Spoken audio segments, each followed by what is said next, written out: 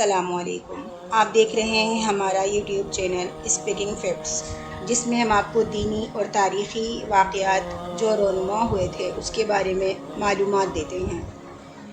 مزید ایسی معلوماتی ویڈیوز دیکھنے کے لیے آپ ہمارے چینل اسپیکنگ فیکٹس کو ضرور سبسکرائب کریں اور دوستوں میں شیئر کریں۔ آئیے آج ہم بات کرتے ہیں قبلہ اول کی تاریخ کے بارے میں۔ قبلہ اول یعنی مسجد اقصیٰ۔ یہ بات ہم میں سے کوئی بھی نہیں جانتا کہ بیت اللہ شریف ہی قبلہ اول تھا، مسجد اقصیٰ قبلہ اول نہیں تھا۔ ہم اس کی تاریخ دیکھتے ہیں اور تفصیلات جانتے ہیں۔ حضرت آدم علیہ السلام سے لے کر حضرت نوح علیہ السلام تک سب کا قبلہ بیت اللہ شریف تھا۔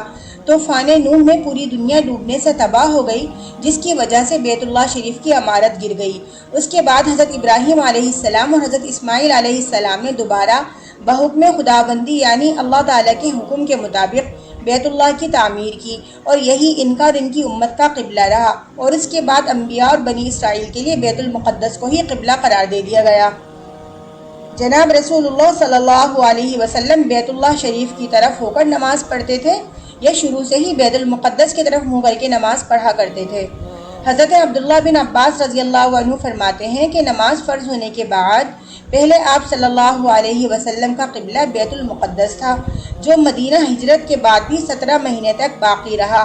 جناب رسول اللہ صلی اللہ علیہ وسلم مکہ مکرمہ میں حجر اسود اور رکن یمانی کے درمیان نماز پڑھتے تھے، تاکہ بیت اللہ بھی سامنے رہے اور بیت المقدس کا بھی استقبال ہو جائے۔ مدینہ منورہ پہنچنے کے بعد یہ ناممکن نہ رہا، اس لیے بیت اللہ کو ہی قبلہ بنانے کا حکم نازل ہوا۔ کچھ حضرات کا کہنا ہے کہ نماز فرض ہونے کے بعد مکہ مکرمہ میں بھی مسلمانوں کا ابتدائی قبلہ بیت اللہ ہی تھا، کیونکہ حضرت اسماعیل علیہ السلام اور حضرت ابراہیم علیہ السلام کا قبلہ بھی بیت اللہ ہی تھا، اور آپ صلی اللہ علیہ وسلم جب تک مکہ مکرمہ میں مقیم رہے بیت اللہ کی طرف منہ کر کے نماز پڑھتے رہے۔ پھر ہجرت کے بعد آپ کا قبلہ بیت المقدس قرار دے دیا گیا، اور مدینہ منورہ میں 16-17 مہینے آپ صلی اللہ علیہ وسلم نے بیت المقدس کی طرف منہ کر کے نماز پڑھی۔ اس کے بعد پھر آپ صلی اللہ علیہ وسلم کا جو پہلا قبلہ تھا یعنی بیت اللہ، اسی کی طرف منہ کر کے نماز پڑھنے کا حکم نماز میں ہی آ گیا۔ جناب رسول اللہ صلی اللہ علیہ وسلم جب مدینہ منورہ میں تشریف لائے تو آپ صلی اللہ علیہ وسلم کو قبائلی یہود سے سابقہ پڑا۔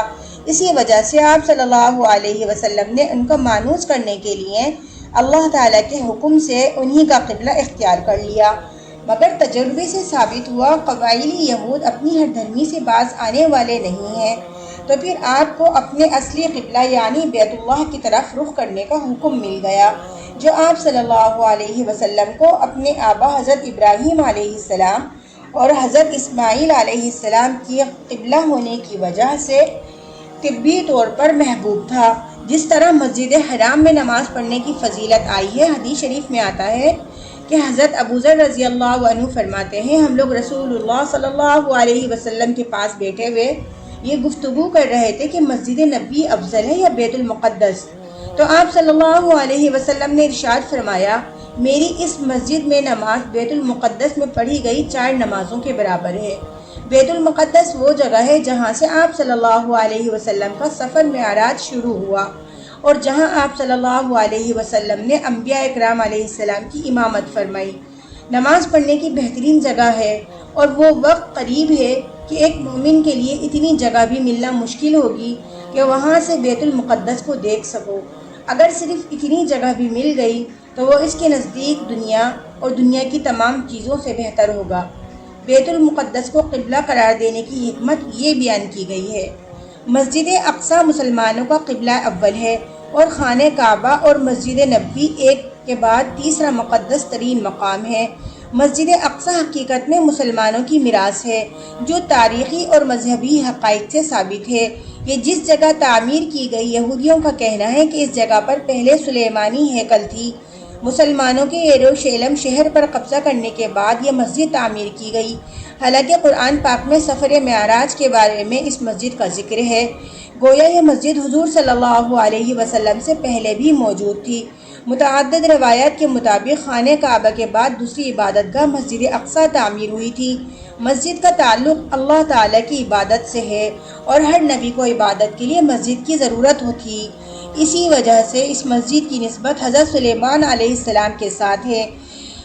ایک روایت کے مطابق اس مسجد کو حضرت سلیمان علیہ السلام نے جنات سے تعمیر کرایا، مگر اسے ہیکل سلیمانی قرار دینا تاریخی اعتبار سے غلط ہے۔ ہیکل کا مطلب رہائش گاہ ہے یا محل ہے یا دربار ہے۔ ہیکل کا لفظ استعمال ہوتا ہے۔ سلیمان علیہ السلام نے اپنی رہائش گاہ پر ہجرہ بھی اسی مسجد میں بنا رکھا تھا۔ ہجرے سے مراد ہے چھوٹی سی جگہ جہاں رہائش اختیار کی جائے، اور اپنے ماننے والوں کا اجتماع بھی اس مسجد میں کرتے تھے۔ اسی وجہ سے اس مسجد کو ہیکل سلیمانی یعنی سلیمان علیہ السلام کا محل یا دربار کے نام سے منسوب کر دیا گیا۔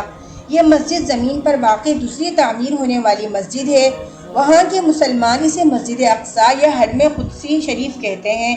یہ مشرق یروشلم میں واقع ہے، جس پر اسرائیل کا قبضہ ہے۔